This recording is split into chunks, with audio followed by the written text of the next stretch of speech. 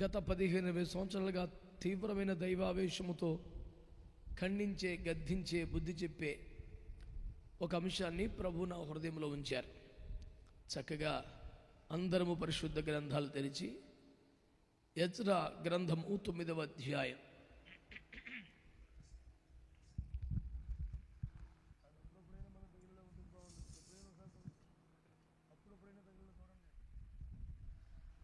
Ezra గ్రంథము 9వ అధ్యాయం చదివే వారి దగ్గర మైకుందా?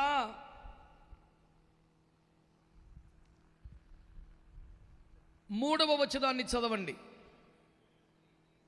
నేను అడిగింది అదే, చదివే వారి దగ్గర మైకుందా?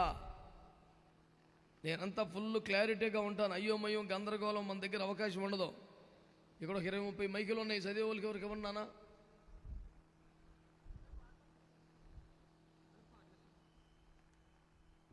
స్టేజ్ మీద ఎవరికాలు చదవచ్చు కదా, పెద్దగా ఎవరికి రాదంటావా? గత 30 సంవత్సరాలుగా క్రైస్తవ్యంలో ఉన్నాను నేను. మైకాసురులందరూ వేదిక మీదే ఉంటారు, యేసు రక్తమే జయం. కానీ వాక్యం చదవమంటే మాత్రం సభలో ఎవరికైనా ఇచ్చేస్తారు, పొరపాటున ఎవరు చదవరు. ఇది 90% నిజం, 10% మాత్రమే. చదువు బిడ్డ. ఎజ్రా గ్రంథము 9:3. నేను ఈ సంగతి విని నా వస్త్రమును పైదుప్పటిని చింపుకొని నా తల వెంట్రుకలను నా గడ్డపు వెంట్రుకలను పెరికి వేసుకొని విభ్రాంతి పడి కూర్చుంటిని. దేవుడి వాక్యము ద్వారా మనతో మాట్లాడునుగాక. చక్కగా నా వైపు చూస్తూ చేతులతో ఒక మంచి స్తోత్రం చెప్పండి. ఇంకొంచెం ట్రై చేయగలరా? దేవునికి మహిమ కలుగునుగాక. ప్రజలారా, దేవుని బిడ్డలారా, క్రైస్తవులారా, దేవుని సేవకులారా, tonight I am addressing all Christian people, pastors, not anybody else. ఈ రాత్రి నా సందేశము సూటిగా, తేటగా క్రైస్తవులను, దైవ సేవకులను ఉద్దేశించినదే సుమా.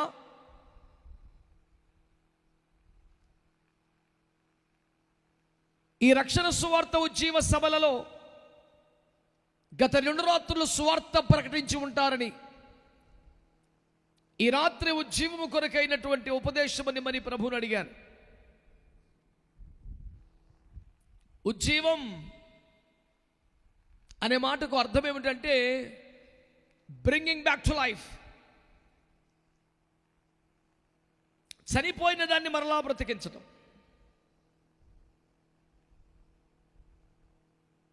కీర్తనకారుడు, నీ ప్రజలను యందు హర్షించున్నట్లు నువ్వు వారిని మరలా బ్రతికించవా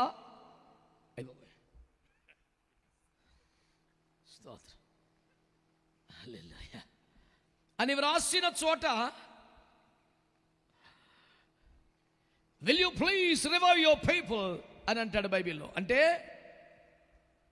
నీ ప్రజలను మరలా బ్రతికించవా, మరలా బ్రతికించవా అనే పదానికి ఆంగ్లములో రివైవ్ అనేది వాడుతుంటాడు.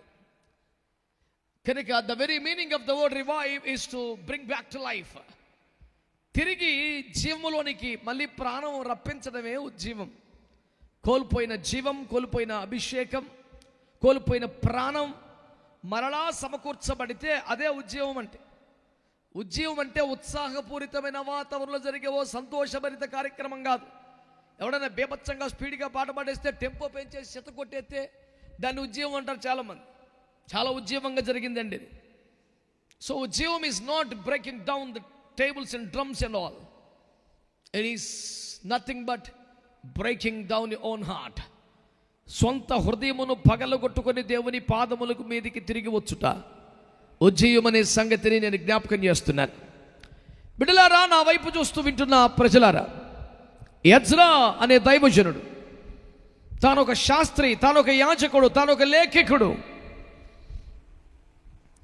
దైవావేశము కలిగి, రోషము కలిగి యెరూషలేము పునర్నిర్మాణములో,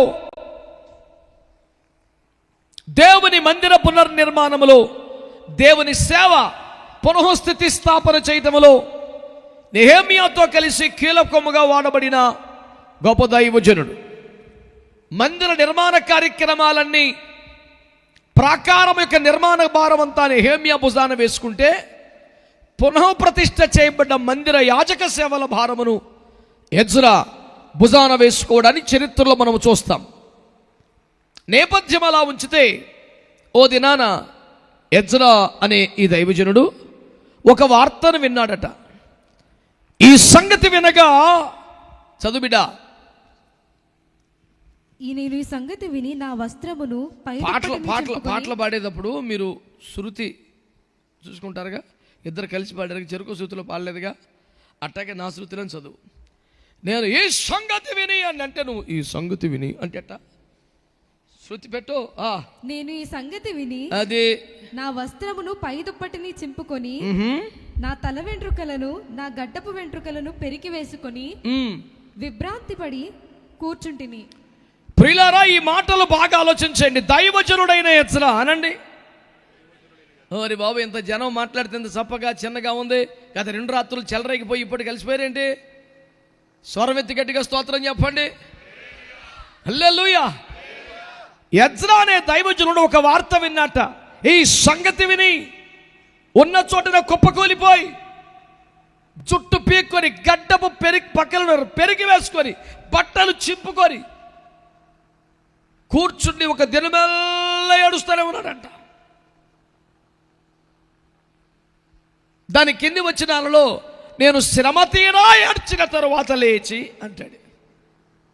ఒక పెద్ద మనిషి, వయసులో కూడా పెద్ద ఆయన, యవనస్తుడేమీ కాదు, పరిచర్యలో ఒక మంచి యాజకుడు, దేవోక్తులను ఉల్లేఖించినటువంటి ఒక శాస్త్రి నడివీధిలో పడి, ఏమండి, యాజక వస్త్రాలతో ఎప్పుడు చాలా ఘనమైనటువంటి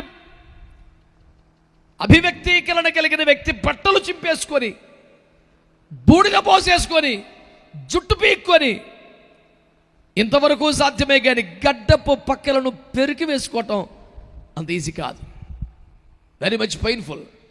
గడ్డాన్ని పట్టుకున్నట్టు లాగేస్తే ముఖ చర్మముతో పాటు అలాగ లేచి వచ్చేస్తుంటే ఆ బాధ వర్ణనాతీతం.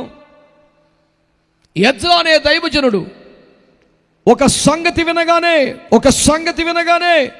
ఉన్న చోటనే కుప్పకూలిపోయాడు. జుట్టు పీక్కున్నాడు, బట్టలు చెప్పుకున్నాడు, గడ్డ పక్కని లాగేసుకున్నాడు, భయంకరంగా మహారోదన చేశాడు, శ్రమ తీరా ఏడ్చాడు. ఈ శ్రమ తీరా ఏడ్చిన తరువాత అతని నెక్స్ట్ యాక్షన్ ఏమిటంటే అదే అధ్యాయము చివరి వచనం.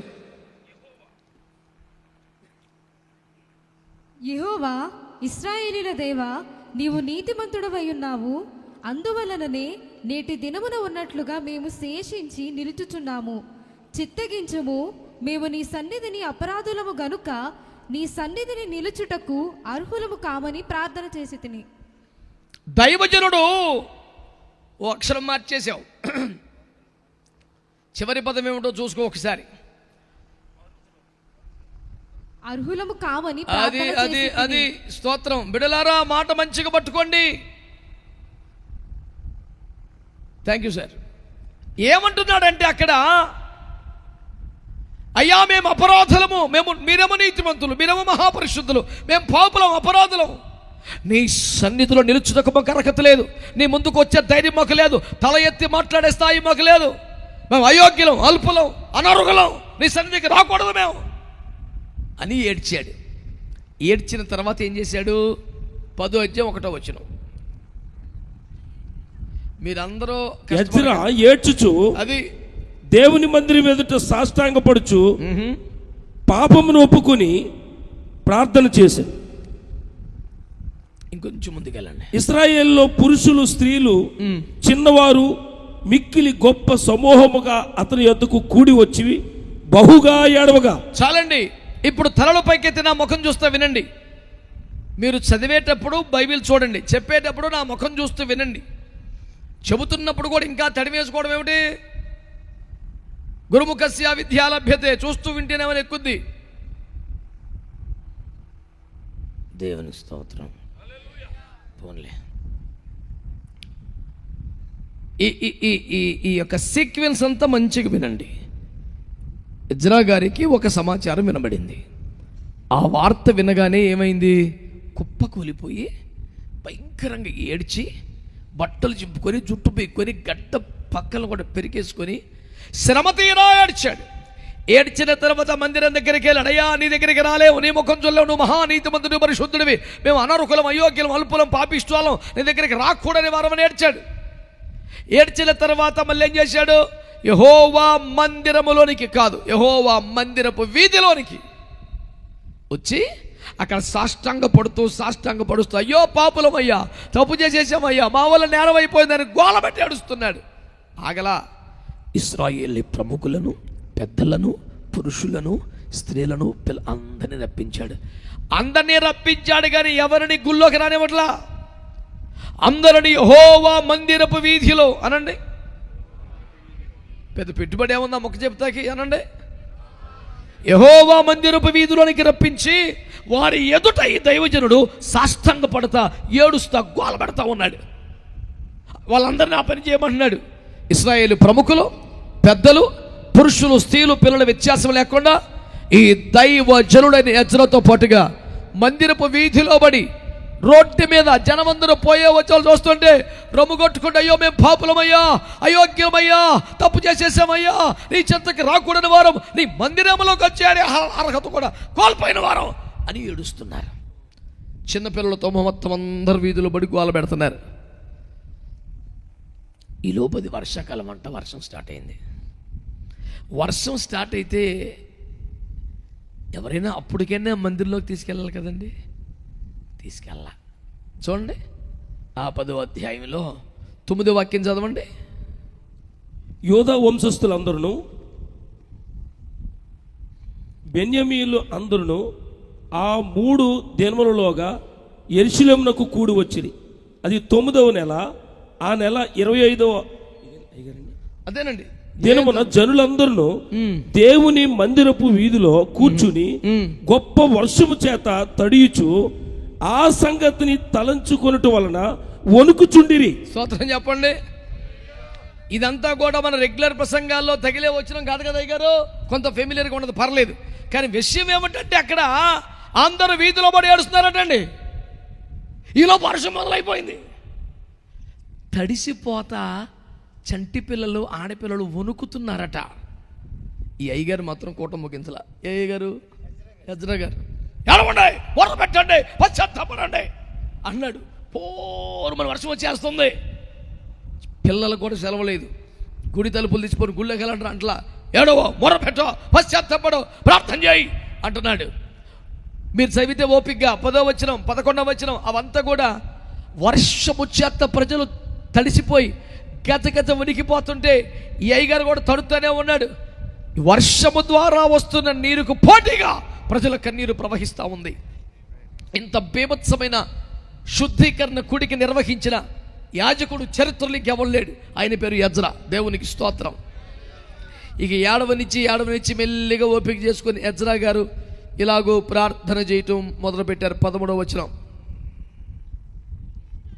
అయితే జనులు అనేకులై ఉన్నారు, మరియు ఇప్పుడు వర్షం బలముగా వచ్చుచున్నందున మేము బయట నిలవలేం. ఈ పని 1-2 దినముల్లో జరిగినది కాదు. ఈ విషయంలో అనేకులు అపరాధములు కాబట్టి పర్లేదు. అపరాధులము కాబట్టి సమాజపు పెద్దలందరినీ ఈ పని మీద ఉంచవలను. స్తోత్రం చెప్పండి ఒకసారి. ఈయన స్పెషల్గా దేవుని దగ్గర అప్లికేషన్ పెడతాడు. అయ్యా, వీళ్ళందరూ శుద్ధీకరణ కోసం రోడ్డు ఎక్కారు, మందిర వీధిలో పడ్డారు, మోకాళ్ళ మీద పడ్డారు, సాష్టాంగ దండ ప్రమాణం చేస్తున్నారు, కన్నీరు కాచి ప్రార్థన చేస్తున్నారు, పొలో మన వర్షం వచ్చేస్తుంది, హోరు వాళ్ళు కుడుస్తుంది, తలిసిపోతున్నారు, వణికిపోతున్నారు, స్త్రీలు ఉన్నారు, పిల్లలు ఉన్నారు. అయితే అయిందిలే అనుకుంటా. ఇదంతా ఒక రోజులో అయ్యే కూటం కాదు ఇది. ఈ రకంగా 2-3 రోజులు నడవాలా. నీ సెలవు అయితే ఇప్పటికింటికి పంపించనిద్దాం. ఈ కూటం అయ్యే కూటం కాదు.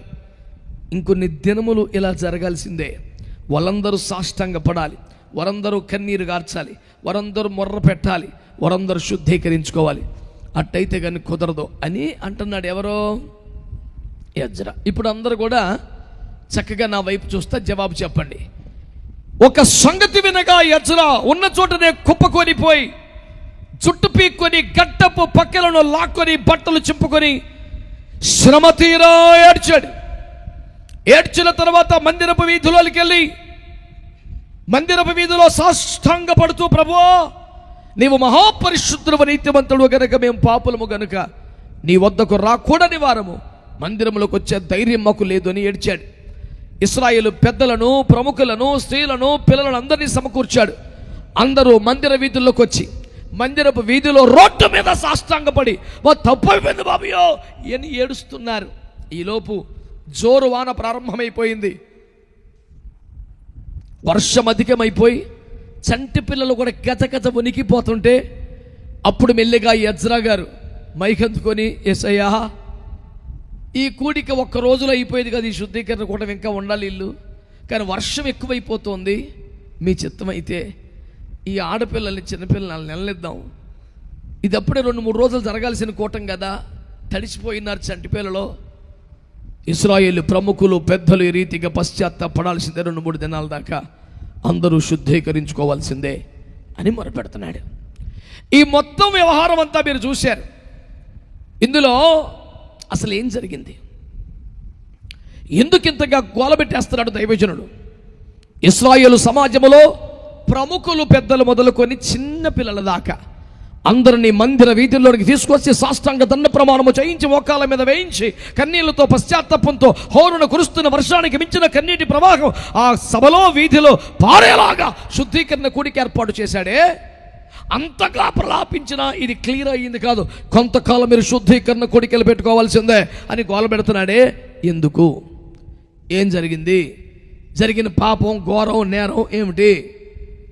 ఎజ్రా గ్రంథము 9వ అధ్యాయం. మీరు ఇందాక 3 చదివారు, ఇప్పుడు 1-2 చదివి పెట్టండి. ఈ సంగతులు సమాప్తమైన తర్వాత పెద్దలు నా యొద్దకు వచ్చి ఇశ్రాయేలును, యాజకులను, లేవీలను, కనానీలు, హిత్తీలు, పెర్జీలు, ఎబోసీలు, అమోనీలు, మోయాబీలు, ఐగుప్తీలు, అమోరీలు అను దేశపు జనులలో నుండి తమ్మును తాము వేరుపరుచుకొనక వారు చేయు అసహ్యమైన కార్యములను తామే చేయుచు వారి కుమార్తెలను పెండిళ్ళు చేసుకొనుచు తమ కుమారులకును తీసుకుని వచ్చుచు పరిశుద్ధ సంతతిగా ఉండవలసిన తాము ఆ దేశపు జనులతో కలిసి కొనిన వారైరి. ఈ అపరాధము చేసిన వారిలో పెద్దలను, అధికారులను నిజముగా ముఖ్యులై ఉండిరని చెప్పి దరిద్రం పాడుగాను ఈ అపరాధము చేసిన వారిలో ఇశ్రాయేలు పెద్దలను, ప్రధానులను, ముఖ్యులను కూడా ఉండిరి. ఇప్పుడు అందరూ తలలు పైకెత్తి నా వైపు చూస్తా వినండి. హలో, చిన్నలు, పెద్దలు, దైవజనులు అందరూ వినాలి దయచేసి. ఎజ్రా గారు ఒక వార్త విని గుండె పగిలేలా ఏడ్చాడు కదా. జుట్టు పీక్కున్నాడు, గడ్డపు పక్కలను పెరికి వేసుకున్నాడు, బట్టలు చింపుకున్నాడు, బూడిద పోసుకున్నాడు, శ్రమ తీరా ఏడ్చాడు. మందిరం దగ్గరికి వెళ్ళాడు, రోడ్డు మీద పడి ఏడ్చాడు.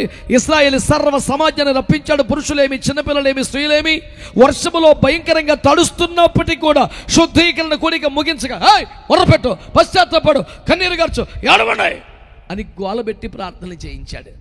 ఏం జరిగింది రా నేరం అనంటే, ఇశ్రాయేలు ప్రజలట, ఈ మాట వినండి, ఇశ్రాయేలు ప్రజలంట దేశపు జనులలో నుండి తమ్మును ప్రత్యేకపరుచుకొనక అనండి. మాట్లాడండి, గుసగుసలేమిటి? ఆ బలహీనత, ఆ రాజీ పడిపోయి ఉదాసీన వైఖరి సకల దరిద్రాలకి కారణం. దైవావేశంతో నింపబడ్డ స్వరం కావాలి. ఏదో లాలూచి పడిపోయి, రాజీ పడిపోయిన గుసగుసల దరిద్రం కాదు. స్వరం ఎత్తి స్తోత్రం చెప్పండి. కడుపు మండిపోయి దైవజనుడు రోడ్డు ఎక్కేసాడు, మోకాలు మడ్డు ఎడుతున్నాడు, వీధిలో పడి దొరుకుతున్నాడు, వర్షంలో తడిసిపోతున్నాడు, గడ్డం మీకేసుకున్నాడు, బట్టలు చింపేసుకున్నాడు, దర్జాగా చిద్దులాసంగా కాలు మీద కలిసుకుని కూర్చొని అంటాక పేన ఒప్పుతలేదు నీకు. ప్రతి విధమైన ఆధ్యాత్మిక అలసత్వం యేసు నామములో నశించునుగాక. ఆత్మ సంబంధం ఉదాసీనత యేసు నామములో వేలతో పెళ్లగింపబడునుగాక. నిర్లక్ష్యము, నిద్రమత్తు, అవిధేయత, తిరుగుబాటు యేసు నామములో పా బయటికి. గట్టిగా ఆమేన్ చెప్పండి ఒకసారి. దేవునికి స్తోత్రం కలుగునుగాక. ఓరి బాబోయ్, జుట్టు చింపేసుకొని, గడ్డాలు పీకేసుకొని, బట్టలు చింపేసుకొని ఈ గోలంతా ఏంట్రయ్యా అంటే, ఇశ్రాయేలు ప్రజలట దొంగతనం చేశారా, వ్యభిచారం చేశారా, మద్యపానం చేశారా, విగ్రహారం చేశా, ఏం చేయలేదంట. దేశపు జనులలో నుండి తమను వేరుపరుచుకోలేదంట.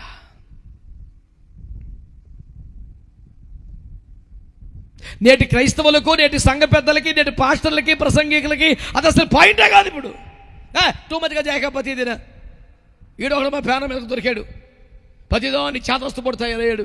ఎవడో పాతనే మంద కాలం ఇప్పుడు తగలబడ్డాడు. అని అడుగు, నీదే నిబంధన అని. అసలు ఆ నిబంధన ఉండదు అడిగి. తెగిపోయిన గాలిపట్టమాడు, కట్టుకొయితో పాటు ఓడబెరుకొని రోడ్డు ఎక్కేసినటువంటి ఆబోధ వ్యవహారం. దాన్ని ఎవడు కంట్రోల్ చేయలేడేగా. ఎవడు కంట్రోల్ చేయడం ట్రై చేస్తే దాన్ని కుమ్మేసి చంపేస్తుంది.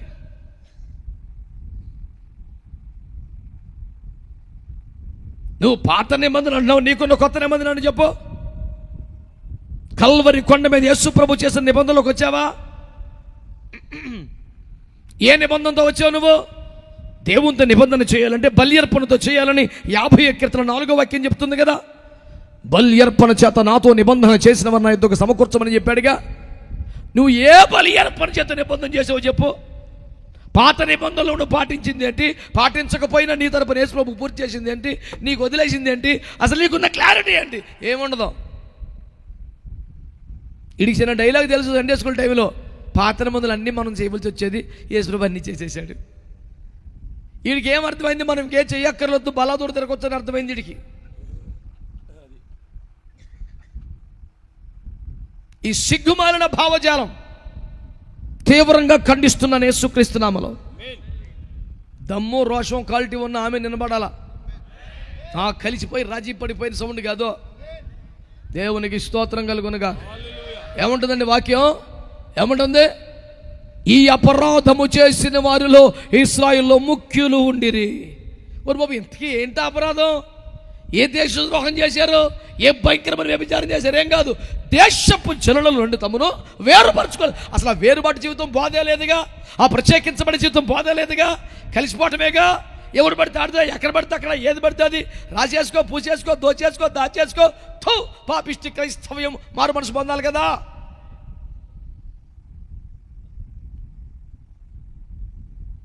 ఎవరితో పూసుకునేది? ఎవరితో రాసుకునేది? ఏంటి దోచుకునేది? ఎక్కడ దాచుకునేది చెప్పు. ఈ అపరాధము చేసిన వారిలో ఇశ్రాయేలులో ప్రముఖులు ఉండి అన్నాడు యజ్రా గారు. అధికారులు ఉండి, ఎవడో తెలియనోడో కొత్తగా వచ్చినోడో ఈ మధ్య చర్చికి వస్తున్నాడో పాపం కూడా, అబ్బే ఇశ్రాయేలులో ప్రముఖుడు పెద్దోడు. ఇంతకీ ఏంట్రా బాబు అంటే, తమ పిల్లలని రక్షణ లేని మారు మనసు లేని వాళ్ళకి ఇచ్చారంట. వాళ్ళ పిల్లల్ని వీళ్ళ పిల్లలకి చేసుకున్నారంట. గుండెలు బాధేసుకొని, బట్టలు చింపేసుకొని, జుట్టు చింపేసుకొని, గడ్డం పక్కలు చింపేసుకొని రోడ్డు మీద దొల్లేస్తున్నాడు అయ్యగారు.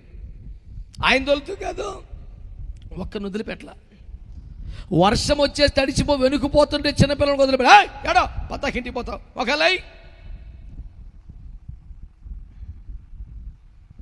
క్రైస్తవులారా, దైవ సేవకులారా, ఈ రాత్రి దేవుని యొక్క స్వరాన్ని వినండి. మేము దొంగతనము చేయలేదు, మద్యపానము చేయలేదు, వ్యభిచారము చేయలేదు, విగ్రహారాధన చేయలేదు, చర్చికి వెళ్ళిపోతున్నామని ఫీల్ అయిపోతున్నా క్రైస్తవులారా, సేవ చేస్తున్నాం, వాడబడుతున్నామని ఫీల్ అవుతున్నా అయ్యగారులారా. ఈ అపరాధము నీలో ఉన్నది కదూ. క్రైస్తవ్యములో కనబడుతున్న ఒక అమాయకపు ధోరణి చెప్పనా? మేము ఎవరు సొమ్ము తినలేదండి, ఎవరికి అన్యాయం చేయలేదండి, మేము ఒకడు సొమ్ము కాచిపడే వాళ్ళం కాదండి. ఈ వేస్ట్ డైలాగ్ ఒకటి మాటకి మిగిలి ఉంది. ఇంకా అసలు గొడవ ఏంటంటే, బైబిల్ చెప్పేది నువ్వు ఎవడు సొమ్మో తిన్నావని కాదు, ఎవడికో కీడు చేసావని కాదు, నీకు నువ్వే నష్టం చేసుకుంటున్నావు కదా భక్తి పేరు మీద. వాక్యమును విని ఆ ప్రకారము ప్రవర్తించిన వాడు ఎవరికి నష్టం చేస్తున్నాడు? తనకు తానే మోసం చేసుకుంటున్నాడుగా.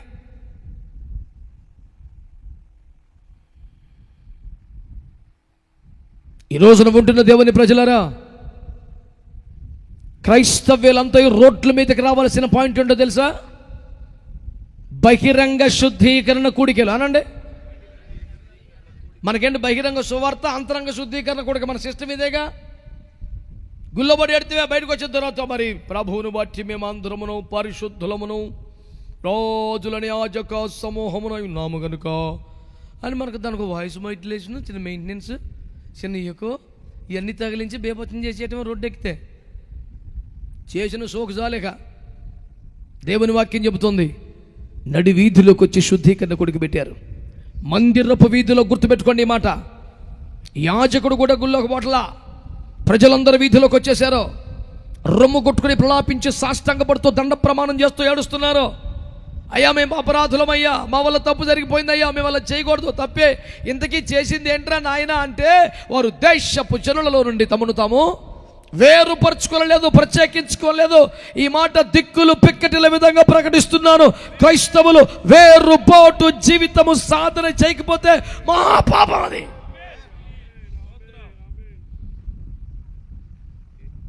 అందరినీ ప్రేమించమన్నాడు, అందరితో సమాధానంగా ఉన్నాడు. ఆపద ఎవడికొస్తే ఆడే మన పొరుగు వాడికి సహాయం చేయమన్నాడు. అవసరమైతే శత్రువును కూడా క్షమించేయమన్నాడు. కానీ పరిశుద్ధులతో మాత్రమే సహవాసం చేయమన్నాడు. ఏమన్నా స్పష్టమవుతుందంటారా? అందరినీ ప్రేమించాలి, అందరితో సోదర భావం కలిగి ఉండాలి. ఎవడు ఆపదలు ఉంటే వాడే మన పొరుగు వాడని సహాయం చేయాలి. మనకు కీడు చేసిన శత్రువులా భావించామని కూడా క్షమించాలి. అందరితో సమాధానంగా ఉండాలి, కానీ పరిశుద్ధులతో మాత్రమే సహవాసం చేయాలి. ఈ క్లారిటీ మనకోటి ఏడితే అవతలోడికి చెప్తానికి. నువ్వే తెంగర మంగర ప్రసంగాలు చేసేసి పిచ్చి పిచ్చిగా మాట్లాడేసి, తనులు తినే మాటలన్నీ మాట్లాడేసి, ఉత్తినే కాలు దుబ్బేసి, ఉత్తినే రొమ్ము కొట్టేసి, ఉత్తినే మేసం తిప్పేసుకొని. తను ఒకడు అడిగాడు, మా వాడైతే మేసం తిప్పాడు, తొడగొట్టాడు, నీకు అంత దమ్ము ఉందని అడిగాడు నన్ను ఒకడు. నేను అన్నా తిట్టా, ఎవడు మీసమాట తిప్పేసుకోవడానికి దమ్మే ఉందరా అన్నాను. అసలు అది క్వాలిటీయా? యేసుప్రభు ఏమన్నాడు? పగవారి గవిని స్వాధీనపరచుకోమన్నాడు. నీకు నువ్వే నీ క్యాంపస్లో నువ్వే, నీ చర్చిలో నువ్వే 90 రూపాయలు బ్యాలెన్స్ చేసుకొని, సెల్ ఫోన్ ఎట్టేసుకొని, వెనకాల ఒక కర్టెన్ ఒక దుప్పటో పెట్టేసుకొని నువ్వు గోలగోలు చేసేసి సవాల్ విసురుతారా అంటే ఎవడురా నీకు స్పందించేస్తాడు భూమి మీద?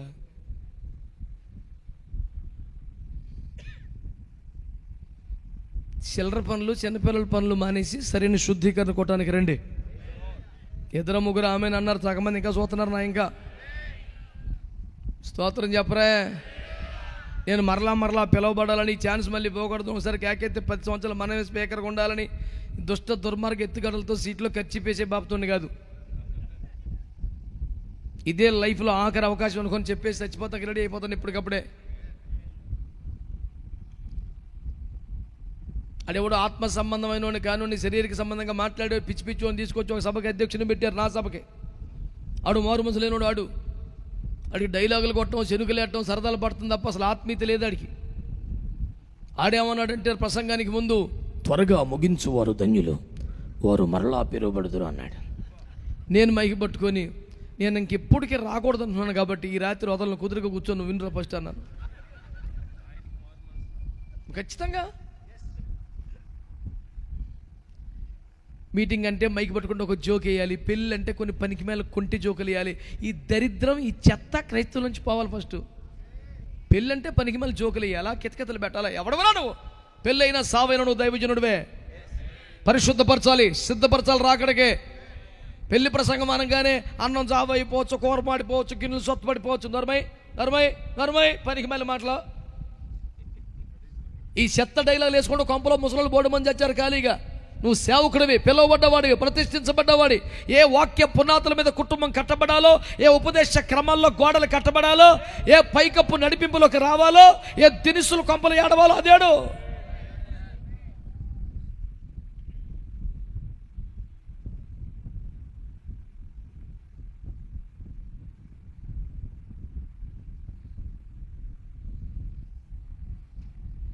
నెత్తిరోరు బతుకొని ఏడ్చేసి రోడ్డు మీదకి వచ్చేసి అందరిని చంటి పిల్లలు కూడా వర్షంలో నానిపేసి ఇంత గొడవ పెట్టేస్తున్నావు ఏంట్రా బాబు? ఎందుకంటే ప్రజలు తమను తాము వేరుపరచుకోవట్లేదంట.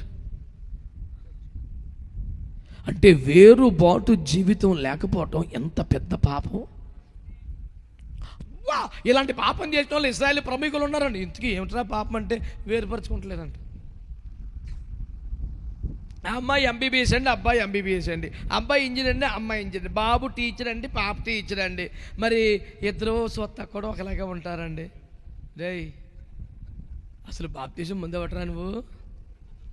వీడి చిన్న బైబిల్ వేసుకొని పెద్ద ఆల్బమ్ వేసుకొని కొంపలంటే తిరుగుతాడు కనుక వీడికి మారు మనసు రాలేదు. ఇంకా వీడికేం బైబిల్ చిన్నది, ఆల్బమ్ పెద్దది. వీడు మారు మనసు తక్కువ. వీడు ఎక్కడ క్రైస్తవ ఆడపిల్ల కనపడితే ఆ పిల్ల దగ్గరికి వెళ్ళిపోతాడు. అమ్మా నాన్నగారు ఎక్కడున్నారమ్మా అంటాడు. అదిగోండి మా డాడీ అంటే, సరే నువ్వు ఫోన్ చేయమ్మా. ఇక నాన్నగారి దగ్గరికి వెళ్తాడు. అయ్యా నేను పలాని అని పరిచయం చేసుకుంటాడు. ఆడు అన్నం తిన్నవాడు, వీడు అన్నాన్ని ఆడి బుర్రను కూడా తినేస్తాడు. ఆడు తెలుసుకున్న లోపే కొంప దగ్గర వాళ్తాడు. 100 ఫోటోలు ముందు పెడతాడు. వీడికి ఎంత తిప్పలు ఎందుకంటే కట్నంలో దశం భాగం నీచ నికృష్ట పాపిష్టి సైతాన్ సొంత కుమారుడు.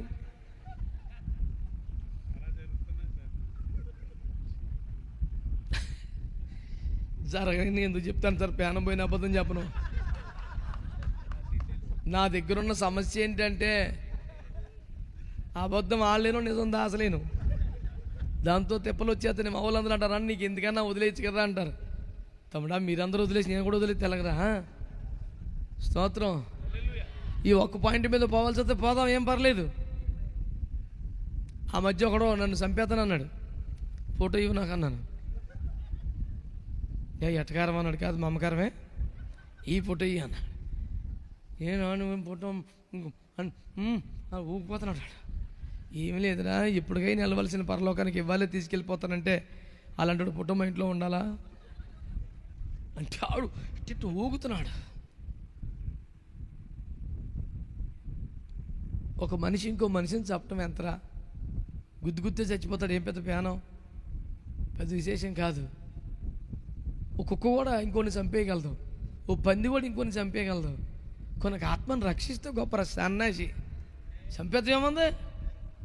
ఓ తాగుబోతాడు, ఒక మెంటలోడు పిచ్చోడు కూడా చంపేస్తాడు. ఎవడో ఒకనే చంపుతున్న పెద్ద వీరత్వమా శూరత్వమా? బతికెత్తలో ఉంది విశేషం. నీ జీవితంలో ఒక నశించిపోయిన ఒక్కరిని రక్షించరా, అది శబాష్ అంటాం. చంపేస్తాడు పెద్ద వీరత్వం కావాలంట దానికి.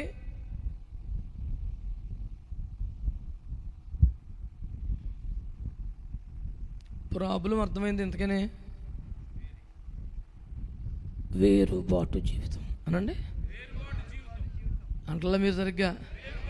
వారు దేశపు జనుల నుండి తమను తాము ప్రత్యేకపరచుకోవాలి, వేరు చేసుకోవాలి. మేము ఇలా చేయకూడదండి. మీరు చేయని పోరికి మీరు తినండి, మేము తినకూడదు. మేము ఇలా చేయకూడదు, మేము ఇలా మాట్లాడకూడదు, మేము అక్కడ కూర్చోకూడదు, మేము ఇలా మాట్లాడకూడదు, మేము ఇలా చేయకూడదు. మేము మేము మేము యేసు రక్తముతో కొనబడ్డాం, వాక్యంలో కడగబడ్డాం, ఆత్మచేత ముద్రించబడ్డాం, యేసు క్రీస్తుకి బాప్తిస్మం ద్వారా ప్రదానం చేయబడ్డాం. ఇప్పుడు మేము ప్రధానం అయిపోయిన పెళ్లి కుమార్తె. రేపో మాపో పెళ్ళి. ఈ లోపు అందరిలాగా తైతక్కలాడకూడదు, డాన్స్ చేయకూడదు, సరదా పడకూడదు. రోకడు ఆ స్పృహ మీద బతకాలి. ఆ మొక్కే చెప్పాలి. దూషించమన్నాడా, ద్వేషించమన్నాడా, విమర్శించమన్నాడా, నువ్వు కుదురుగా బతకమన్నాడు. ఇది మానేసి ఆడెట్ట ఈడట్ట మేమెట్ట ఆగవా. నువ్వు చెప్పేది ఎవడిని ఎత్తాడు, బతకాలి కదా, మాట్లాడరేంటి. ఒక పర్సనాలిటీ డెవలప్మెంట్ క్లాసులో ఆ మేధావి పెద్ద పెద్ద ఆఫీసర్లకే అందరూ నోటు మీద వేసుకోండి అన్నాడు. ఇలాగా ఏమన్నాడు? నోటు మీద వేసుకోండి అన్నాడు. అందరు ఆఫీసర్లు అందరు చెవి మీద పెట్టి చర్యలు.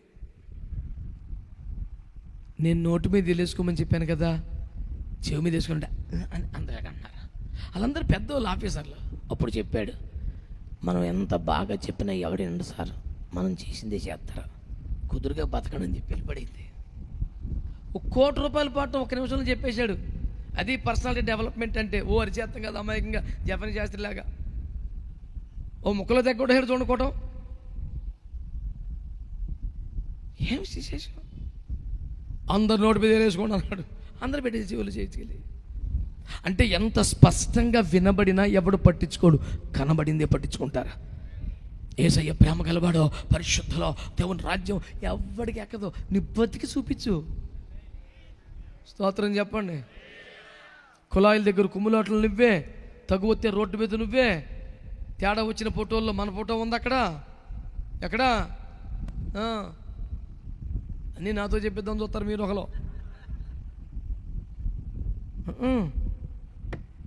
దేశపు జనుల నుండి మనం ఏమవ్వాలి? గట్టిగా ఆమేన్ చెప్పండి.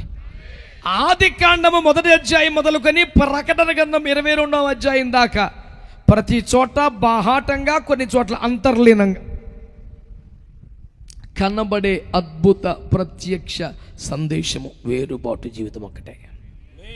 హలో హలో, వినబడుతుందా? దేవునికి స్తోత్రం కలుగునుగాక.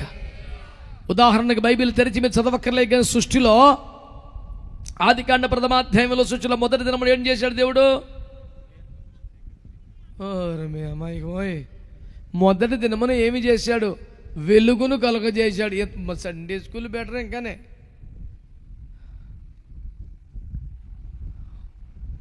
ఆయన వెలుగును కలుగజేశాడు. ఆమె కలుగు చేసిన వెంటనే పలికిన మొదట మాట అంటే వెలుగు చీకటి వేరైపోవునుగాక. నువ్వు వెలిగించబడితే, నువ్వు లోకం నుంచి బయటకు వస్తే, మారు మనసు పొందితే, బాప్తిస్మాన్ని పొందితే, ఎఫెసీ 5:8 ప్రకారం మునుపు చీకటి అయి ఇప్పుడు వెలుగైతే నీవు చేయాల్సిన మొదటి పని చీకటికి వేరవ్వాలి. అంటలా మీరు సరిగ్గా చీకటికి అంటే బైబిల్ గ్రంథంలో మొదటి అనుభవమే వేరుబాటు జీవితం. రెండవ దినం సృష్టిలో ఏం చేశాడు? జలములను మీది జలములుగా కింది జలముగా విభాగింపమన్నాడు. కింది జలాలు అసలు పట్టించుకోలేదు. మీది జలాలకి ఆకాశాన్ని పేరు పెట్టాడు. వేరు చేయబడ్డ వ్యవహారములో పై వారముగా ఉంటేనే దేవుని లెక్కలోకి వస్తాం, కింది వారం ఉంటే దేవుని లెక్కలోకి రాం. స్తోత్రం చెప్పండి గట్టిగా. కొలస్సీ పత్రిక 3వ అధ్యాయం ప్రకారం మీరు క్రీస్తు లేబట్టి వారైతే పైనున్న వాటినే వెతకండి, భూ సంబంధమైన వాటి మీద మనసు పెట్టకండి. కింది వారిగా ఉంటే, భూ సంబంధమైన ఉంటే, ఆర్థిక సంబంధంగా, వ్యవహారిక సంబంధంగా, లౌకిక సంబంధంగా ఉంటే అసలు నీవు దేవుని లెక్కలోకి రావు. 3వ దినాన్ని ఏం చేశాడు? ఆకాశము కింది జలములు ఒక్క చోటనే కూర్చబడి నాకు ఆరిన నేల కన్నబడును కాక అన్నాడు.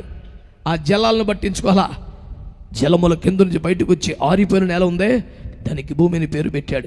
ఇంతకాలం ఏ నీళ్ళ కింద ఉన్నావో, ఎన్ని కోట్ల సంవత్సరాలుగా మగ్గిపోయావో, నానిపోయావో సంబంధం లేదు. నువ్వు బయటకు వస్తూనే ఆ పాపిష్టి నీళ్ళ తడి కూడా నీ మీద కనపడకుండా ఆరిన నేలగా నీకు కనబడాలి. అలాగైతే ఫలింపు చేసి కృపణకి ఇస్తాడు. స్తోత్రం చెప్పండి గట్టిగా. హల్లెలూయా. ఎన్నో జ్యోతులు ఆకాశంలో కలిగి చిన్న చిత్తగా వాటిని పట్టించుకోలేదు, పెద్ద అట్లకే పేరు పెట్టాడు. స్తోత్రం చెప్పండి. ఆ స్టారు ఈ స్టార్ నువ్వే మాకి వెలిగిపోయి ఇంటి మీద స్టార్ ఎట్టుకోవటం కాదు. నీవే దేవుని మార్గంలో ప్రపంచానికి చూపించే నక్షత్రంగా మారితేనే వాటికన్నీయు పేరులు పెట్టుచున్నవాడని దేవునికి. ఎక్కడో ఇన్నట్టుగా తగులుతలేదు పాటే. ఇప్పుడంతా సౌండ్ పొల్యూషన్ పాటలే కదా, విషయం ఏముండదు. విపరీతమైన సౌండ్ పెట్టేసి వెళ్ళిపోయారా? వీళ్ళు ఉంటే అడుగుతున్న ఒక మాట, భూమి మీద కొమ్ములు తిరిగిన శంకర్ వచ్చినాన్ని దొక్కేసి సౌండ్ అంతా ఎలక పెడతారు. అన్నగారు మీరు తీవ్రంగా ఖండించాలి విషయాన్ని. కోటలకు వెళ్తే అలిసిపోతుంటాం. అమ్మ బాబోయ్, వర్షిప్ చేస్తుంటాం కదా అప్పుడప్పుడు. వాళ్ళ ఊరే ఎక్కువ ఉంటుంది, మనది ఎక్కడ వినపడదు. మనం అడుక్కోవాలి సౌండ్ సిస్టమ్ అయింది, నీ దండం పెడతా నాకు కొంచెం పెంచు, వాళ్ళని కొంచెం తగ్గించు. ఎందుకంటే మరి వాళ్ళకి ఫ్రెండ్షిప్ ఉంటుంది. వాళ్ళందరూ ఒక టీము, మనల్ని పక్క తొక్కేసారు వీళ్ళందరినీ. అసలు మన గొంతు ఎక్కడ పడుతుంది? దబేల్ దబేల్ దబేల్ గుద్దిపారేసి కొట్టేస్తుంటే అమ్మా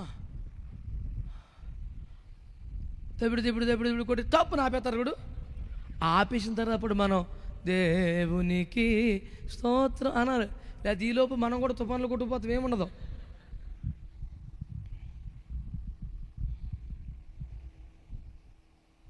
పాడే వాళ్ళని, ప్రసంగికుల్ని తొక్కే బాకమండి సౌండ్ చేసిన వారికి మనం చేసుకుంటున్నాం. కన్వీనర్ గారు ఏమంటలేదండి? అదే దేవునికి స్తోత్రం చెప్పండి.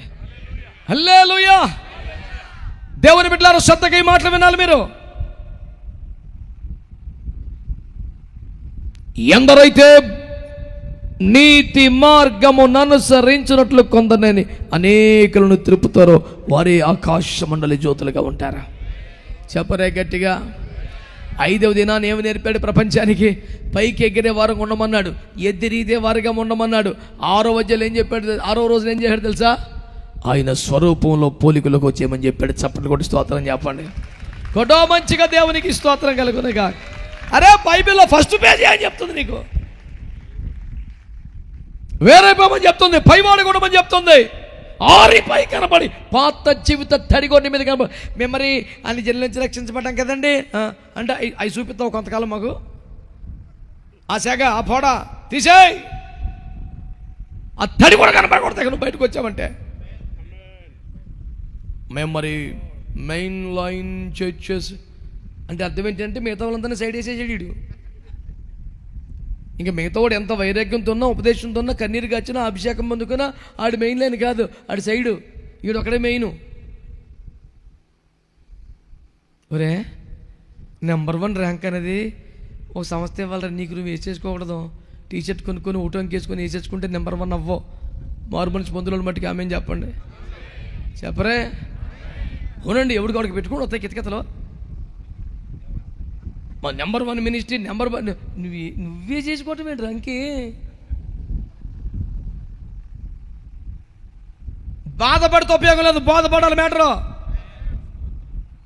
ఈరోజు దేవుని వాక్యం నీతో మాట్లాడుతుంది అంటే బైబిల్ గ్రంథములో ఆరంభము నుండి చివరి వరకు ప్రత్యేకముగా కనబడుతున్న, బోధించబడుతున్న, బాహాటముగా, అంతర్లీనముగా హెచ్చరిక చేయబడుతున్న అతిపెద్ద ఉపదేశం వేరుపాటు జీవితమే. హల్లెలూయా. ఎంతసేపు నువ్వేళ అట్టివాడివైనా, ఎంత ఘోర పాపివైనా, స్థితిలో ఉన్నా ఈ రాత్రే ప్రభు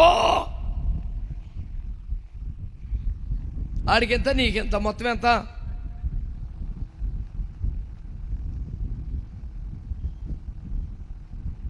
ఆదరణ వాక్కులు, కృపా కిరణములు, దయా సమృద్ధిని, దీన మాటలు. ఎవడురా మీకు నేర్పాడు ఇవన్నీ? యేసయ్య ప్రేమ గలవాడా లేదా? చెప్పాలి మీరు. యేసయ్య ప్రేమ గలవాడా కాదా? కానీ ఎక్కడైనా ఒక్కసారి ఆయన ప్రేమగా బోధించిన ఒక్క చోట ఉందా? ఆయన అధికారము కలిగి, శక్తి కలిగి బోధించాడు. చెప్పండి నాకు. మీరు సొంతంగా ఫీజులు అయిపోతే ఒక లోపల లోపల నేను చెప్పాను నీకు ముందే ఇలా డైలాగ్ కొడతాడని. సుజా నాకు చెప్పురా అని తినేస్తాం ఎందుకు పక్కనుండి. స్తోత్రం. హల్లెలూయా. యేసయ్య ఎలా బోధించాడు? Jesus taught the people the word with power and authority, not with compassion. So soothing the word came to me, the rays of grace. kacha మన మాటలు చెప్తున్నావు. యేసు ప్రభు అద్భుతాలు చేశాడా లేదా? స్వస్థతలు చేశాడా లేదా? మాట్లాడరే. ఎప్పుడైనా స్వస్థత మీద ఒక ప్రసంగం చేశాడా? మాట్లాడి ఇప్పుడు మళ్ళీ సౌండ్ తగ్గించేశావు. ఆ క్లారిటీ ఉండాలి. ఏదో స్వస్థత చేశాడు, అద్దాలు చేశాడు, మరి స్వస్థం చేశాడంటే చదివేడిత్తాం కదా. నా మీద కోపం వచ్చేసాను చదువు బైబిల్. నీ దండం పెడుతున్నా నేను. ఆడి పుస్తకం చదివి, వీడి పుస్తకం చదివి, ఆ పేజీ చదివి, ఈ పేజీ చదివి, ఆడికి లైకిలు కొట్టి, వీళ్ళు లైకిలు బొట్టనెళ్ళు అరిగిపోతుంది ఒక్కొక్కడికి. గెంటేసి గెంటేసి గెంటేసి గెంటేసి నీకు బడి ఏడిచి కన్నీరు గాచి ఉపవాసం ప్రార్థన చేసి పాచిగా చర్చిలో అలిసిపోతున్నాడు. నువ్వు ఎవడికో లైకిలు కొట్టుకొని చర్చి దగ్గరకు వస్తున్నావు. వచ్చిన తర్వాత ప్రియా దేవుని బిడ్డలారా మీరే వైపు చూచుచున్నారు అని చూసా. నేను ఫేస్బుక్ చూశానని అయ్యగారికి తెలిసిపోయింది, నా మీద చేస్తున్నాడు ప్రసంగం. నువ్వు ఫేస్బుక్ చూసినట్టు తెలియదు ఆయనకి అసలు. కాకపోతే నీ ఫేస్ ఇంకా చూడటమే అనుకోండి ఏకైక మినిస్ట్రీ. మరి మిగతా వాళ్ళు నీ పరసంగా చూస్తారా? ఒక దైవజనుడే నీ హృదయం చూసుకొని కన్నీరు కాస్తాడు. మనలో మన మాట మాట్లాడుకుందాం. మనం ఆర్థికంగా బాగా దీవించబడి ఏ దైవజనుడు కంపకొచ్చిన 1000 రూపాయలు సంద పెట్టేంత కృపదేవుడు మనకి ఇచ్చాడు. బోర్డు మంది వస్తున్నారు, వచ్చినప్పుడల్లా చిన్న కానుక ఇత్తనం పంపిత్తనం జరుగుతుంది. మనం సర్వనాశనం అయిపోయాం, అప్పుల పాలు అయిపోయాం, అసలు తింటాకే లేదు. అప్పుడు ఎవడొస్తాడు కొంపకి? ఖచ్చితంగా ఒకడు వస్తాడు, ఆయన పేరు సంఘ కాపరి. సంద ఇచ్చినంతకాలం ఎవడైనా వస్తాడు. సర్వనాశనం అయిపోతే వచ్చినాడు ఒక్క సంఘ కాపరే. వచ్చి ఆ మంచం కాడు మోకాలేసి ప్రభా నీ బిడ్డలయ్యా కనికరించయ్యా. ఆ బాధ ఎవడుకుంటుందిరా భూమి మీద పాచగారికి తప్ప. మీరు ఆయనకి లైకులు కొట్టరు. మొత్తం ఎక్కడైనా ఎవడైనా సంఘం ఏంటో సేవ ఏంటో ఒక డైలాగ్ ఎక్కులేసుకుంటుంది, హైలైట్ చేసేస్తాడు. నీకన్నా ముందు నీకన్నా బేబొచ్చని కింగులోకి 50 మంది లైకులు కొట్టేసి ఉంటారు. ఆ 50 లైకులు అప్పుడు 51 పడక నేను ఉండకపోతే పరువు నష్టం. కొట్టేయి.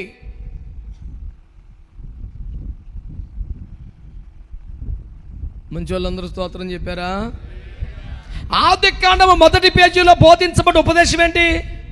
అనాలి గట్టిగా, అనాలి గట్టిగా, వేరుబాటు జీవితం అనండి. పోని నేను ఇలా చెప్తున్నా, ఒక పాస్టర్ అన్నాడు, అలా నువ్వు ఇలాంటి కంగారు ప్రసంగాలు చెప్పేస్తావు. కొత్తలో వచ్చిన వాళ్ళని ఆదరించాలి, బలపరచాలి, స్థిరపరచాలి. వారు కుదురుకున్న తరువాత, బలపడిన తరువాత, ప్రభువుల నుండి బయటికి వెళ్ళని స్థితి వచ్చా అప్పుడు ఉపదేశం చెప్పాలి. అంతవరకు కృపే, అంతవరకు స్వార్థే అన్నాడు. కరెక్టే. ఆదికాండం 12వ అధ్యాయంలో ఒక పెద్ద మనిషితో యేసు ప్రభు మాట్లాడాడు. ఎవరైనా? అబ్రాం. ఇంకా హాలేదు అప్పటికి, ఇంకా అబ్రాం గారు. ఈ అబ్రాం గారు దేవుడు మాట్లాడితే ఏమన్నాడు? నువ్వు లేచి నీ స్వజనమును విడిచి నేను చూపించుచున్న దేశమునకు వెళితే అక్కడ నేను గొప్ప జనాంగముగా చేసి. అప్పుడే కాదు అమ్మా, ఒక లైన్ ఎగిరిపోయింది. ఏమ్మా ఊడు చూస్తలేదనా?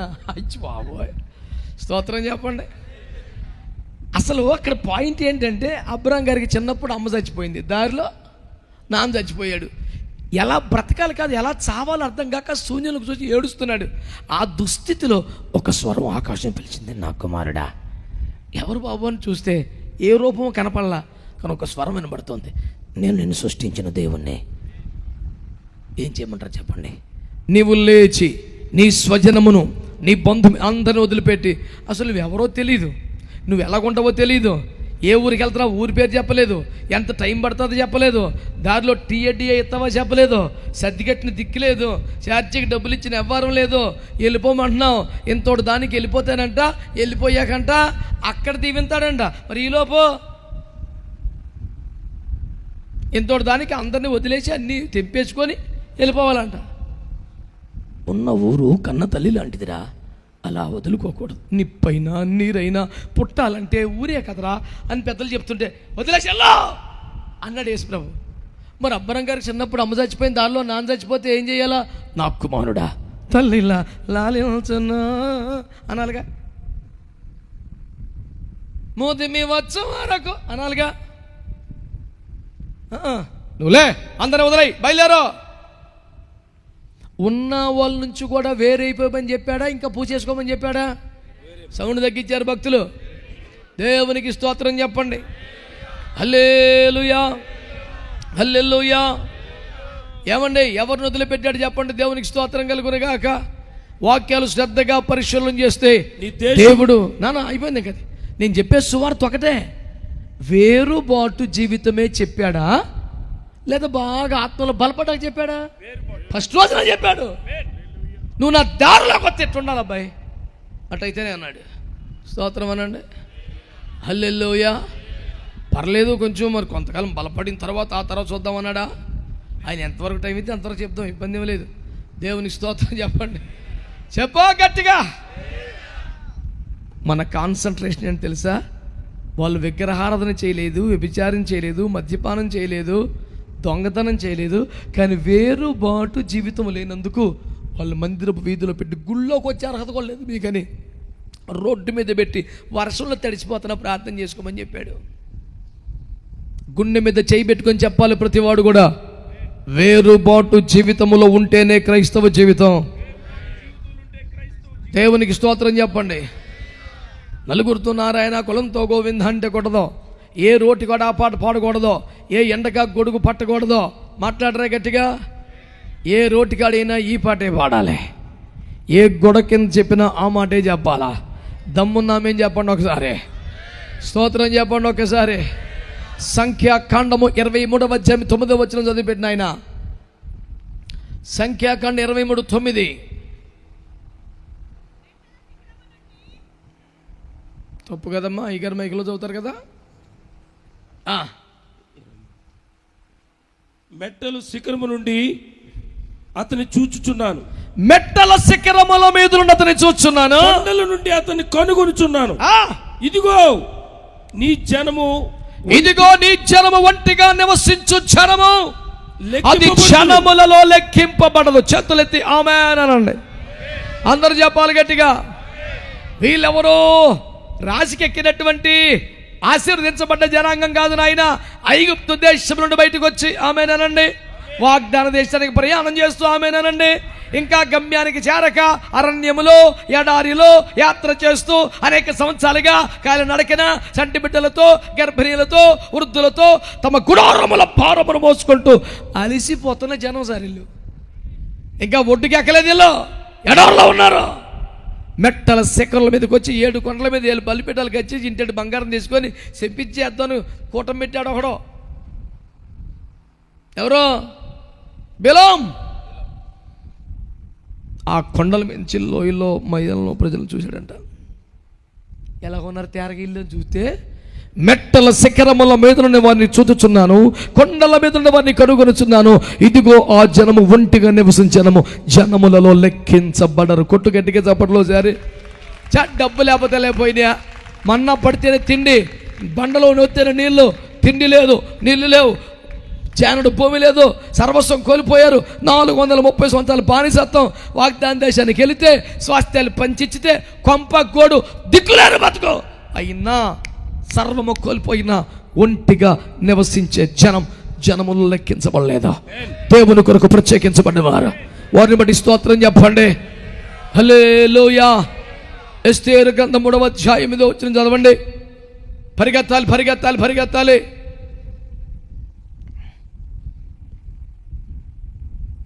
ఎస్తేరు 3:8.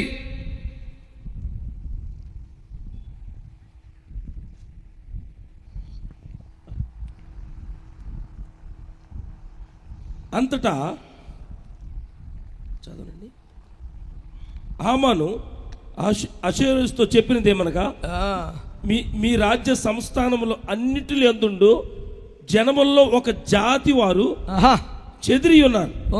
వారు విధులు సకల జనముల విధులకు వేరుగా ఉన్నవి. స్తోత్రం చెప్తలేదు మీరు? హల్లెలూయా చెప్పాలి అందరు గట్టిగా. 127 సంస్థానాలు అనండి. పోనీ మన భాషలో రాష్ట్రాలు అనుకోండి, చిన్న చిన్న రాజ్యాలు అన్నమాట. 127 చిన్ని సంస్థానాలకి మహారాజు చక్రవర్తి అహష్వేరోషు. ఈ 127 సంస్థానములలో కూడా ఒక జాతి వారు చెదిరి ఉన్నారు. వారు యూదులు. అక్కడ 50, అక్కడ 100, అక్కడ 200 అట్లా ఉన్నారంట. 127 సంస్థానంలో కూడా యూదులు చెదిరి ఉన్నారు. వీళ్ళు ఆ రాష్ట్రంలో కొందరు, ఈ రాష్ట్రంలో కొద్ది ఉన్నారు. కానీ ఎంక్వైరీ పెడితే, నిఘా పెడితే, సర్చ్ కొడితే, వాళ్ళ మీద కెమెరా పెడితే తేలింది ఏంటంటే వారి విధులు సకల జనుల విధులకు వేరుగా ఉన్నాయంట. చేతులెత్తి స్తోత్రం చెప్పండి. చెట్టుకొక్కర్రో పుట్టకొక్కరై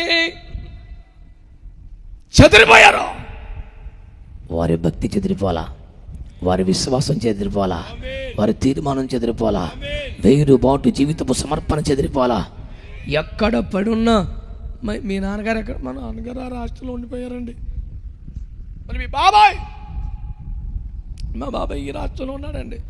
మీరు ఎక్కడ వచ్చారు? మేము 10 మంది ఎక్కడ ఉన్నామండి. అలాగైతేరా ఇందరు కలిసిపో, ఇది తిను, నీకు ఎవరు లేరు కదరా ఆయన ఉన్నాడండి. ఎంత పెసలేకు కలిసిపో.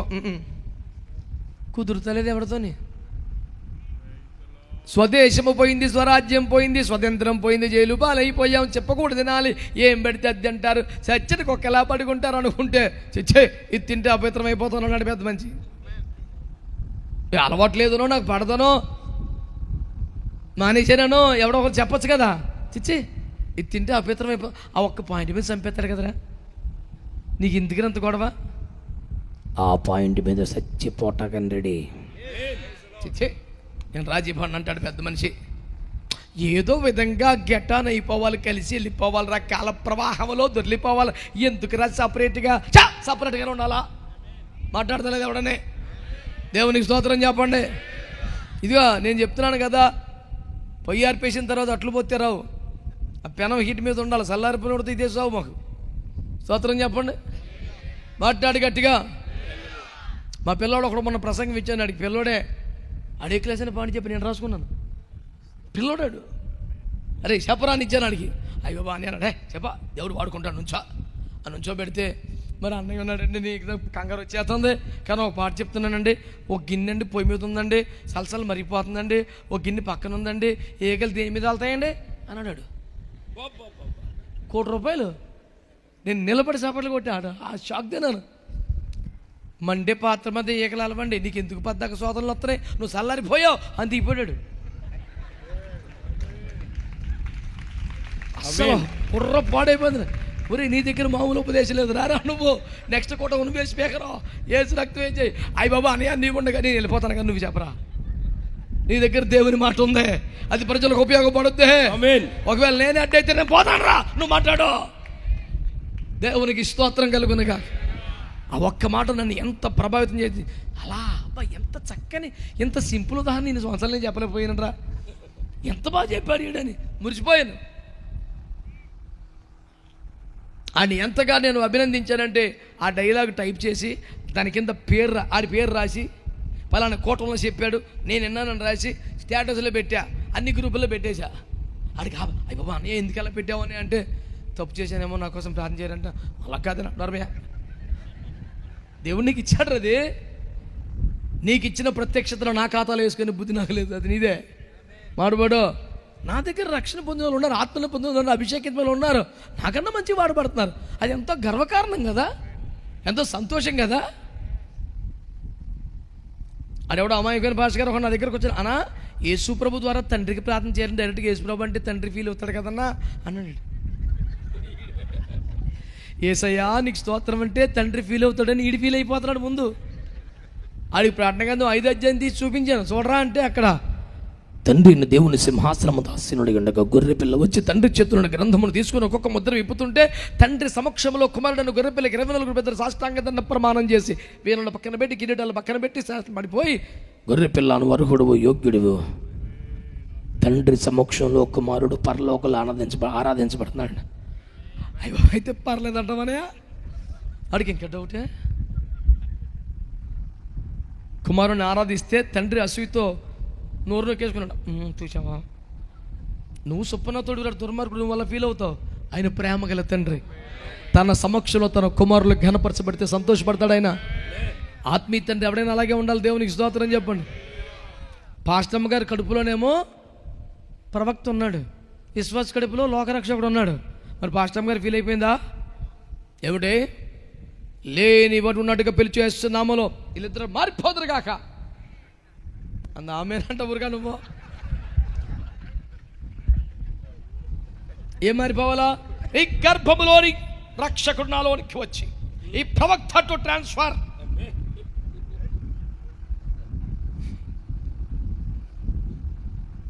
ఫీల్ అయిందా? పాస్టమ్మ గారి కడుపులో సేవకుడు ఏంటి, విశ్వాస కడుపులో రక్షకుడు ఏంటి చూస్తే బాగోదు. బయటికి వెళ్తే పరువు తక్కువ. నువ్వు ఏదైనా మార్చగలదు, ఎవడో పంపించాయి మార్చేయి ప్రభా హల్లెలూయా. నువ్వే మారాలి, వాళ్ళెవరు మారరు, నువ్వే మారాలి. ఆవిడ ఏమని తెలుసా? అమ్మో అమ్మో అమ్మో నా ప్రభు యొక్క తల్లి నా యుద్ధకు వచ్చి నాకు ఎలాగూ తటస్థించింది అని. మా ప్రభు తల్లి మా ఇంటికి రావటం ఎంత బాగా. నా ఏంటి పిల్ల ఏంటి ఎలా వచ్చావు అంట్లా. నా ప్రభు యొక్క తల్లి తన బిడ్డలు తనకంటే శ్రేష్టమైన పరిచర్యకి ఎంపిక చేయబడితే గర్వించాలి, ఆనందించాలి ఆత్మీయ తల్లిదండ్రులు. ఓ ఫీల్ అయిపోయి ఆ పెద్ద ఇవ్వాలంటే స్టేజీలో ఎక్కేసారు కానీ మనమే అభిషేకించాం, మనమే బాప్యాసం ఇచ్చాం. ఆ మొక్క గర్వంగా చెప్పురా అమ్మా ఇక్కడ వాడు మనోడే అని చెప్పు. ఇంక నీకు విలువ పెరుగుద్ది అంతా. కానీ అసూయతో సైతాన్ ముఖం పెట్టేసి ద్రాక్ష తోటను చెరుపుకుంట నక్కల బుద్ధులు పోగేసుకొని పిచ్చి పనులు చేయబోకు. తోక ముడేసి ఎప్పుడు సంవత్సరంలో కొడతాడు, తగలెట్టేస్తాడు. దేవునికి స్తోత్రం చెప్పండి. మంచి వాళ్ళందరూ స్తోత్రం చెప్పండి. సగం చెప్పారా, తక్కువ చెప్పారా? అందరు చెప్పండి. వేరుబాటు జీవితము లేనిది బైబిల్ ఎక్కడ ఉపదేశం లేదండి. ఈ చివరికి ఆ చివరికే. ఆమేన్ చెప్పరే హల్లెలూయా. కొత్త నిబంధనలో పోనీ యేసు ప్రభు ఏమన్నా కొంచెం లాలూచి పడినట్టుగా కొంచెం డోస్ తగ్గించాడా, కొంచెం ఏమన్నా వాటర్ కలిపేశాడా, ఇంజెక్షన్ అంతా నువ్వు చేయను ఉప్పెత్తేద్దరా అని చెప్పేసి కొంచెం డిజిటల్ వాటర్ కలిపేసి పొడి చేశాడా? లేదా సాలిడ్ ట్రీట్మెంట్ ఇచ్చాడు యేసు ప్రభు. ఏమన్నాడు తెలిసిన? అపోస్తుల కార్యములు 2:40 మీరు మూర్ఖులకి తరం వారికి వేరైతేనే రక్షణ. గట్టిగా స్తోత్రం చెప్పండి, చెప్పండి గట్టిగా. మీరు ఈ రీతిగా నడుచుకుంటే నా శిష్యులని ప్రపంచం తెలుసుకుంటారు. స్తోత్రం చెప్పండి గట్టిగా. కొరింథీ పత్రికలో మీరు లోకములో నుంచి వేరైపోవాలని కోరుకోవట్లేదు, మీ లోకం నుంచి బయటికి వెళ్ళిపోవాలని కోరుకోవట్లేదు, కానీ మీరు వారి వల్లే ప్రవర్తించడానికి వెళ్ళేదని చెప్పాడు. స్తోత్రం చెప్పండి గట్టిగా, స్తోత్రం చెప్పండి. హల్లెలూయా. అందరూ స్తోత్రాలు చెప్పారా? బైబిల్ గ్రంథం అంతటిలో స్పష్టముగా చెప్పబడుతున్న బోధ వేరుబాటు జీవితం. నీ మాట వేరుగుండాలి, నీ వస్త్రధారణ వేరుగుండాలి, నీ ఆహారపు అలవాట్లు వేరుగుండాలి. ఏమండి జాగ్రత్తగా వినండి, నీ జీవన నడవడిక శైలి వేరుగా ఉండాలి. జాగ్రత్తగా ఆమేన్ చెప్పండి ఒకసారి. నీ ఆహారపు అలవాట్లు వేరుగా ఉండాలి, నీ మాట తీరు వేరుగా ఉండాలి, నీ వివాహ పద్ధతులు వేరుగా ఉండాలి, నువ్వు పెళ్లి చేసే పద్ధతి వేరుగా ఉండాలి, నీ గృహప్రవేశాలు వేరుగా ఉండాలి. కడకు నీ భూస్థాపన కార్యక్రమం కూడా ప్రత్యేకంగా ఉండాలి. దేవునికి స్తోత్రం కలుగునగా. గట్టిగా స్తోత్రం చెప్పండి, హల్లెలూయా చెప్పండి. వేరుబాటు జీవితం ఉందా లేదా బైబిల్లో? చెప్పండి, ఉందా లేదా? మన దగ్గర ఉండాలా అక్కర్లేదా? వాళ్ళు విగ్రహారాధన చేయలేదు, వ్యభిచారం చేయలేదు, మద్యపానం చేయలేదు, దొంగతనం చేయలేదు, నరహత్య చేయలేదు, అయినా వారి భయంకరమైన అపరాధులు అన్నాడు. మందిరంలోకి రావటానికి ఒక అర్హత లేదన్నాడు. ఎందుకంటే వారి దగ్గర ఏమీ లేదు. చెప్పండి, ఏమి లేదు. నువ్వెన్ని గొప్పలు చెప్పి ఎన్ని ప్రసంగాలు చేసినా నువ్వు వేరుబాటు జీవితం లేకపోతే నువ్వు పరలోకానికి పనికిరావు. నువ్వు రావాల్సింది ఉజ్జీవ కూటికలు కాదు, శుద్ధీకరణ కూడికకు. సంఘ కాపరులారా, సంఘములో ఉపవాస దినాలు ప్రతిష్ఠించండి, శుద్ధీకరణ కూడికలు ఏర్పాటు చేయండి, ఉపవాసములుండి దేవుని సన్నిధిలో పాపాలు ఒప్పుకోండి. వివాహ సంబంధాల విషయంలో పవిత్రతనే ప్రామాణికంగా ఎంచండి, రక్షణ పొందిన అనుభవాన్నే ప్రామాణికంగా ఎంచండి. గాడిద బరువు మోస్తుంది, ఎద్దు బరువు మోస్తుంది, కానీ ఎద్దును గాడిదను జత చేసి దున్నకూడదని ప్రభు చెప్పాడు. ఎద్దుకే ఆ స్థాయి, ఆ సమర్పణ, అభిషేక, ఆ ఫలం కలిగిన వారిని వారికే చూడాలా, గాడిద కట్టాలా. జాగ్రత్తగా ఉపదేశంలో ఉండండి, వేరుపాటు జీవితాన్ని సాధన చేయండి, పునరుజ్జీవంలోకి రండి, రాకడకు సిద్ధపడండి. దేవుడు మిమ్మల్ని, మీ కుటుంబాన్ని, సంఘాన్ని, ప్రాంతాన్ని ఆశీర్వదించునుగాక. ఆరోగ్యం అవకాశం ఉంటే మోకరించండి, లేదంటే తలలు వంచి కళ్ళు మూసుకోండి, ప్రార్థన చేద్దాం. ఎక్కడి వారు అక్కడే అటు ఇటు చూడటం, పరిగెత్తిపోతాం, పారిపోతాం కదా. తలలు వంచి కళ్ళు మూసుకొని ప్రార్థన చేయండి. నా భాష వినబడుతుందా? తలలు వంచి కళ్ళు మూసుకొని ప్రార్థన చేయండి. రాయ్ సైలెన్స్. కళ్ళు మూసుకొని ప్రార్థన చేయాలి. మీ పని మీరు చేసుకోండి, నిశ్శబ్దంగా చేయండి. అందరు కళ్ళు మూసుకున్నారా? స్వరం ఎత్తి చేతులెత్తి ఒక్క నిమిషం ఆగకుండా స్తోత్రాలు చెప్పండి.